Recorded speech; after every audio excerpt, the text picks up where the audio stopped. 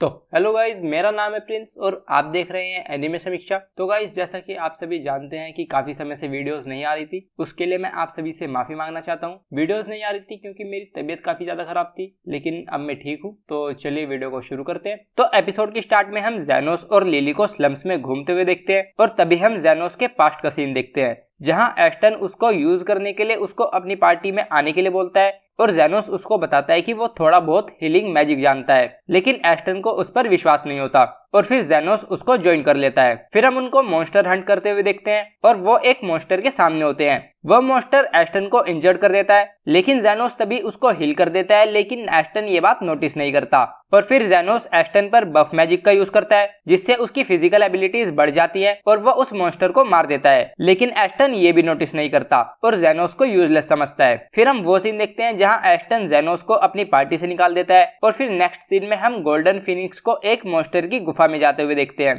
फिर हम उनके सामने काफी सारे फायर फोक्स देखते हैं। तो एस्टन अपने एक पार्टी मेंबर गाइल से डिफेंसिव मैजिक कास्ट करने के लिए कहता है और वो डिफेंसिव मैजिक कास्ट कर देता है। तो एस्टन उन मॉन्स्टर्स पर अटैक कर देता है, लेकिन वो मॉन्स्टर उससे बचकर एस्टन पर अटैक करते हैं, लेकिन एस्टन उनसे बच जाता है, लेकिन उसका हाथ काफी ज्यादा जल जाता है। हम देखते हैं कि वो सभी मॉन्स्टर्स उसकी टीम पर काफी भारी पड़ रहे होते हैं और एस्टन को लगता है कि डिफेंसिव मैजिक काम नहीं कर रहा, तो वो सभी बाहर आ जाते हैं। हम देखते हैं कि एस्टन इस बात से काफी गुस्सा होता है कि वो सभी सिर्फ B+ रैंक के मैजिक बीस्ट के सामने स्ट्रगल कर रहे थे। तो गाइल कहता है कि कहीं ऐसा तो नहीं कि पहले जेनोस हमेशा हम पर हीलिंग मैजिक कास्ट करता रहता था, लेकिन एस्टन को इस बात पर विश्वास नहीं होता और फिर वो कहता है कि उनको एक हीलर को हायर करना चाहिए और वो जेनोस की तरह कोई वर्थलेस नहीं होना चाहिए। फिर हम देखते हैं कि लगभग 10 दिनों के बाद वो एक मिड रैंक हीलर उमिन के साथ वहां फिर से आ जाते हैं। एस्टन अंदर जाते जाते हमें बताता है कि लॉर्ड फेनल अपनी बेटी को बर्थडे प्रेजेंट के लिए फायरफॉक्स के बालों से बना स्कार्फ देना चाहते हैं और इसलिए वो यहाँ पर आए हैं। फिर वो गुफा के अंदर आ जाते हैं और तभी वो फायरफॉक्स उन पर अटैक कर देते हैं।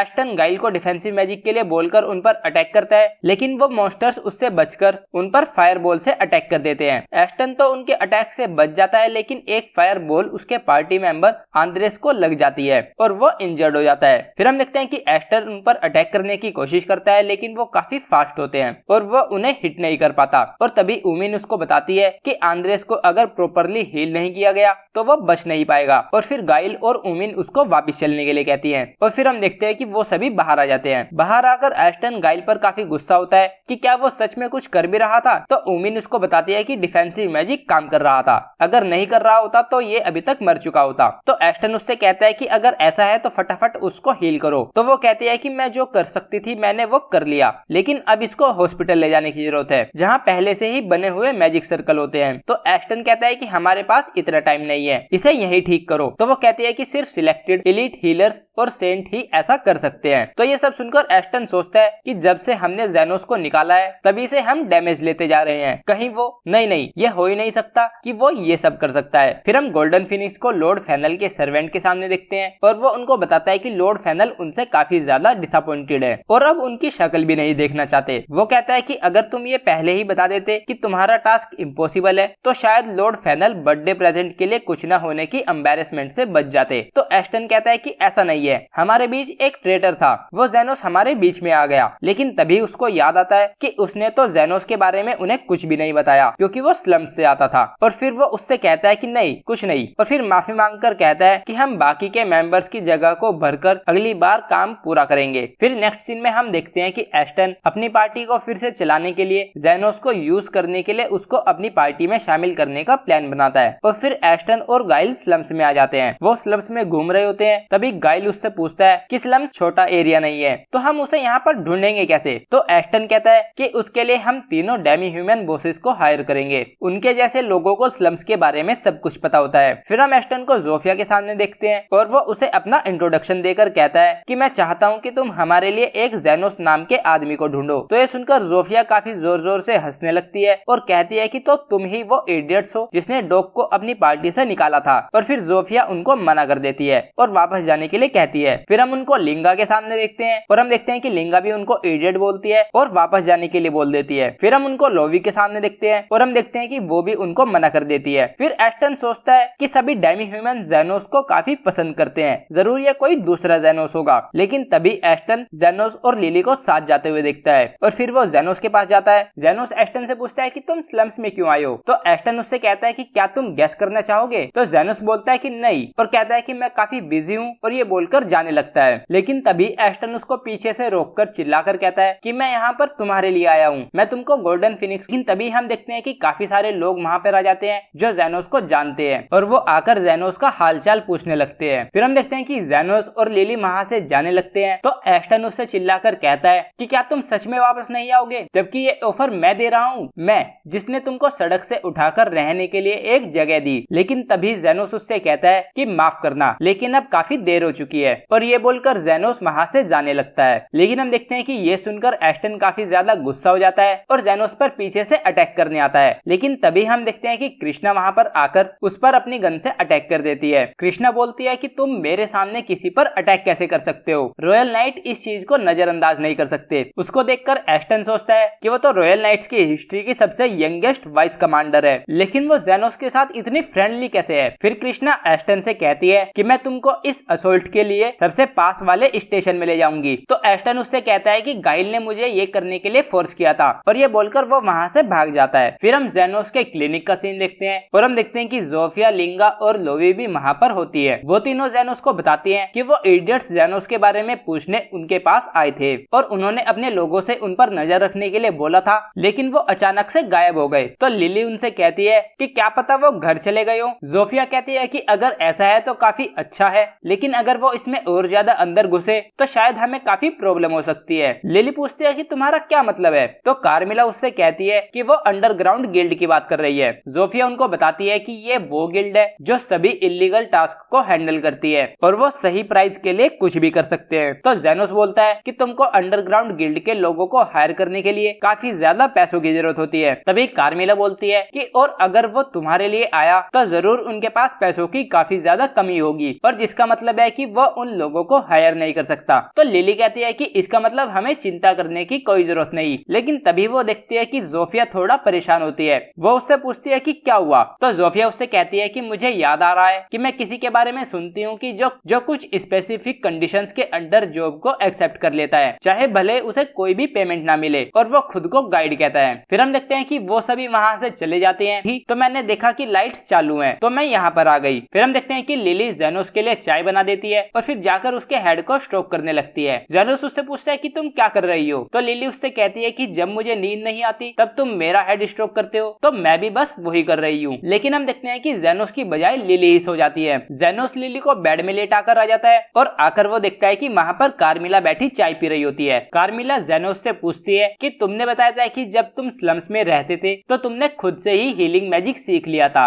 आखिर ये पॉसिबल कैसे है? तो जेनोस उसको बताता है कि वो एक मरे हुए पर्सन को रिवाइव करने की ट्राई कर रहा था और ऐसा करते करते वो खुद से ही हीलिंग मैजिक सीख गया। कार्मिला कहती है कि लेकिन वो तो फॉरबिडन है। तो जेनोस कहता है कि हाँ, लेकिन जब मैं बच्चा था मुझे रेजोरेक्शन के बारे में कुछ भी पता नहीं था। कार्मिला जेनोस को कहती है कि जब वो जिंदा थी तब एक आर्टिफिशियल लाइफ जैसा कॉन्सेप्ट एग्जिस्ट करता था, वो गोलेम्स बनाने की सोर्सरी थी। जेनोस कहता है कि 300 इयर्स पहले। जेनोस कहता है कि वो तो ह्यूमंस और डीमंस के वॉर के समय था, उस समय पर तो डीमन लॉर्ड भी एग्जिस्ट करता था, है ना? कार्मिला कहती है कि वो एक लोस्ट डीमन सोर्सरी है, इसमें वो एक स्पेशल तरह के मैजिक स्टोन को कोर की तरह यूज करके कार्बन और सल्फर को बाकी इंग्रेडिएंट्स के साथ मिलाकर गोलम को क्रिएट करते थे। तभी जेनोस कार्मिला से पूछता है कि लेकिन 300 साल पहले तुम क्या करती थी? तो कार्मिला उससे कहती है कि काफी लंबा समय हो गया है, मैं भूल गई। तो जेनोस कहता है कि तुम्हें अपने बारे में बात करना बिल्कुल भी पसंद नहीं। तभी हम देखते हैं कि वो एक काफी ज्यादा बड़ा शोर सुनते हैं और उनके आसपास की जमीन पूरी हिलने लगती है। तो कार्मिला कहती है कि वो स्लम से आ रहा है और वो वहाँ पर देखने जाती है और हम देखते हैं कि एक गोलम स्लम्स में पूरी तबाही मचा रहा होता है और यहीं पर एपिसोड एंड हो जाता है। तो गाइज ये था episode 5 of the brilliant healers new life in the shadows. अगर आपको वीडियो पसंद आई है तो वीडियो को लाइक कीजिए, चैनल को सब्सक्राइब कीजिए, प्रेस कीजिए बेल आइकन को। मैं मिलता हूँ आपसे नेक्स्ट वीडियो में।